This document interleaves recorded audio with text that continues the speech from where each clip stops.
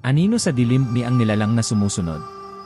Sa isang maliit na baryo sa Laguna, may isang alamat na pinag-uusapan lamang ng mahina, isang nilalang na walang mukha, walang tunog, pero laging nasa likuran mo.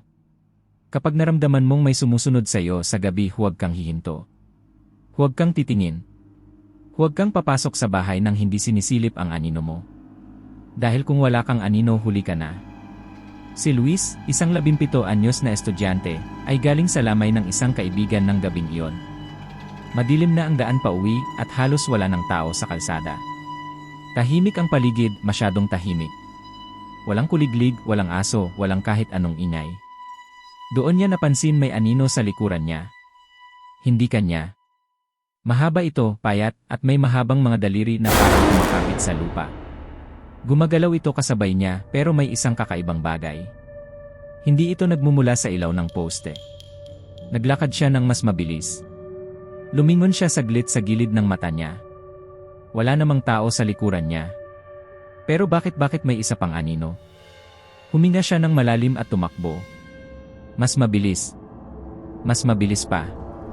Pero habang papalapit siya sa bahay, naramdaman niya ang malamig na hininga sa kanyang bato. Para bang may nakadikit na sa kanya.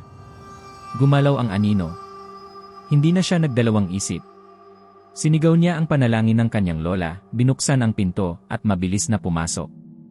Sinara niya ang pinto at hinabol ang hininga niya. Tahimik. Ligtas na siya. O akala niya. Napansin niya ang ilaw sa sala. Napansin niya ang kanyang refleksyon sa bintana. Napansin niya ang kanyang anino. O mas tama ang kawalan nito. Wala na siyang anino. Sa isang iglap, bumukas ang ilaw. Nasa harapan na niya ang isang nilalang, matangkad, walang mukha, may maitim na balat na parang anino mismo. Umiti ito kahit wala itong bibig. At bago pa siya makasigaw, nagdilim ang paligid. Kinabukasan, wala na si Luis. Hindi siya makita kahit saan. Pero sa eskinita kung saan siya huling nakita, may naiwan sa sahig, isang maitim na marka, isang aninong wala ng pagmamayari. At mula noon, tuwing gabi, may mga nakakaramdam na naman ng isang aninong sumusunod.